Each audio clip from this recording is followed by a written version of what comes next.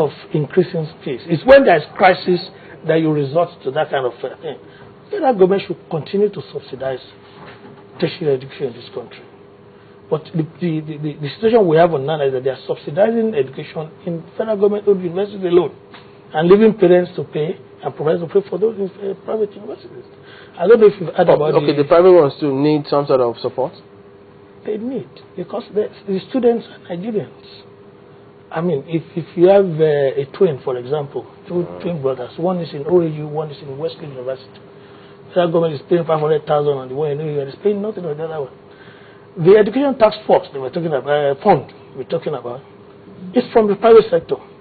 But the federal government and the operators of that fund, they refuse to give scholarship to students in private universities. Why? Are they not Nigerians? Are they not going to go back into the workforce? But don't you think that they will link it up with fees again? Because some will say, look, if you're subsidizing this, they are paying so much, then why don't you allow us to raise our own a little bit while you continue subsidizing? That argument would not hold water if you really understand what I'm trying to say.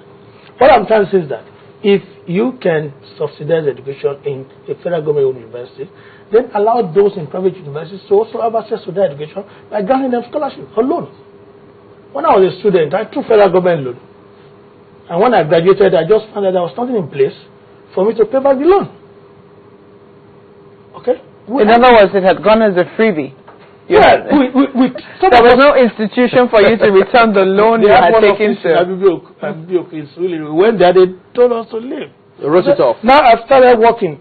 I want to pay, is it 15% of my whatever? They say, what's your problem? So they can be a kind of revolving loan. Everyone can actually benefit. So the bottom line is, rather than talk about increasing fees, we should be talking about government providing money, enabling students, whether in private or public universities, to be able to have quality education. The way it is now, and we keep talking about education development, and on a daily basis we see students leave the country going abroad to get educated, and we have private universities already here. What is the difference, apart from the equipment and so many other facilities that these universities do have? Because we understand that the process with which students get into some of these private universities are quite different from what we see in the government-owned universities. What do you mean by that? Process? The process, which is quite different. They say for some, now you talked about the post-UTME. Yeah. For some, they say they don't even get to write any of that.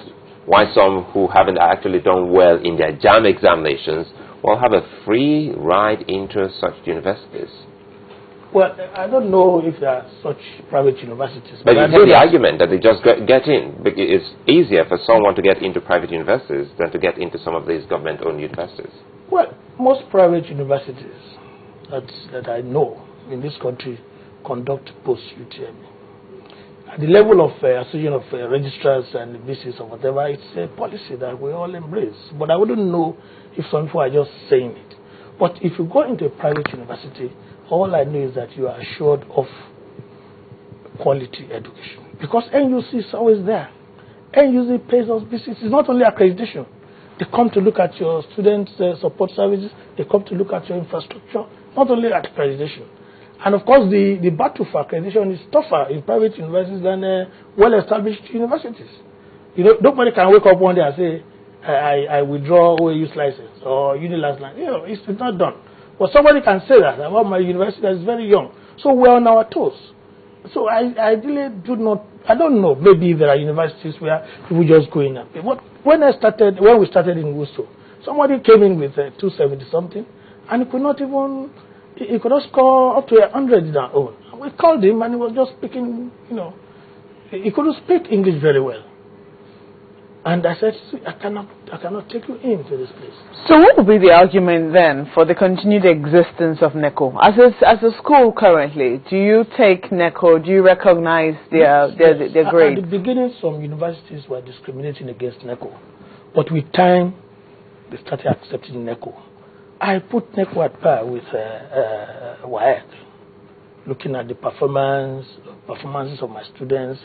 But when I was doing NIFE for 4 years, I had the opportunity to screen students, and at that time we had started taking NECO.